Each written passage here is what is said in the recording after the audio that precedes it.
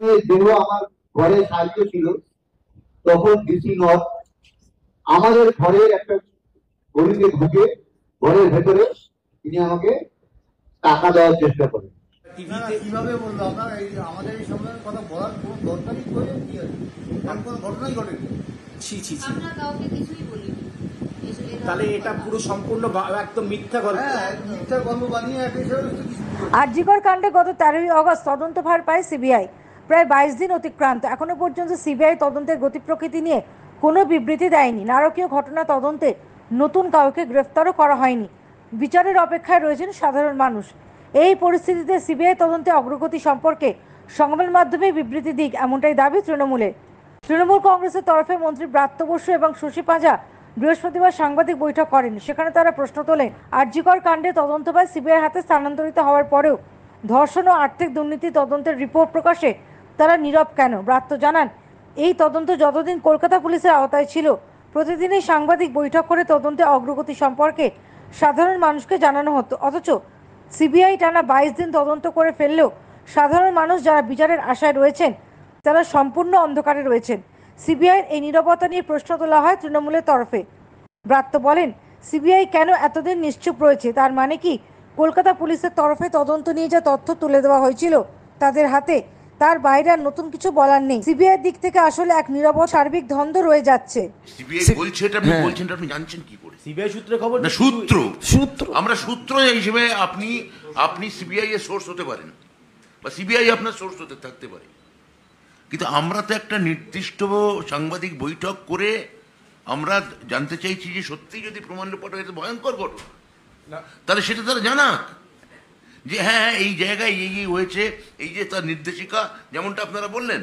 না এটা পরিষ্কার, এটা পরিষ্কার স্বাক্ষর, এটা নিয়ে আমরা সকলেই আলোচনা করতে পারি, কিন্তু আলোচনার জায়গা আসলে নেই। কারণ সিবিআই যখন ইনভেস্টিগেশন করছে, সিবিআইকে তাহলে যারা মনে করছেন সেই সময় ছিলেন, মনে করছেন যে ট্যাম্পারিং হয়েছে, তারা সমস্ত তাদের তথ্য সাবস্ট্যান্সিয়েট করুন। আপনার যে অভিযোগ আছে সেটাকে তথ্য সহ সিবিআইয়ের কাছে জমা দিন।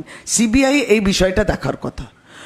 যতদিন কলকাতা পুলিশ করছিল, প্রথম দিন 3 দিন আপনি জানেন প্রেস কনফারেন্স ইত্যাদি সবটাই হচ্ছিল, তাহলে সেটা নিয়ে তো আমরা আরম্ভ করলাম। সিবিআইও একটু আলো প্রকাশ করুক, কিন্তু সূত্র একটা আপনারা সেখানে যে প্রশ্নগুলো আমাদের করছেন, আপনারা তাদের সেই একইভাবে প্রশ্ন করার অধিকার আপনাদের দেওয়াও। ঘটনা ঘটবার পর এই যে সেমিনার রুম ভাঙচুর, আমরা তো সিবিআই এর মন কি বাত আমরা জানতে পারবো। সাংবাদিক বৈঠকে তৃণমূল কংগ্রেসের তরফে নির্যাতিতার মা ও বাবার বক্তব্যের ভিডিও দেখানো হয়। প্রসঙ্গত, বুধবার রাতে আরজিকর মেডিকেল কলেজে নির্যাতিতার মা ও বাবা বেশ কিছু বক্তব্য রাখেন। সেখানে নির্যাতিতার বাবা দাবি করেন, মেয়ের দেহ যখন বাড়িতে রয়েছে তখন তাকে পুলিশ টাকা দিতে চেয়েছিল, অথচ ভিডিওর বক্তব্যে তাকে বলতে শোনা যায়, কে বলল এই কথা? আমাদের এই সম্বন্ধে কিছু বলার দরকার কি আছে? এরকম কোনো ঘটনাই ঘটেনি, কেন দুরকম কথা বলা হচ্ছে?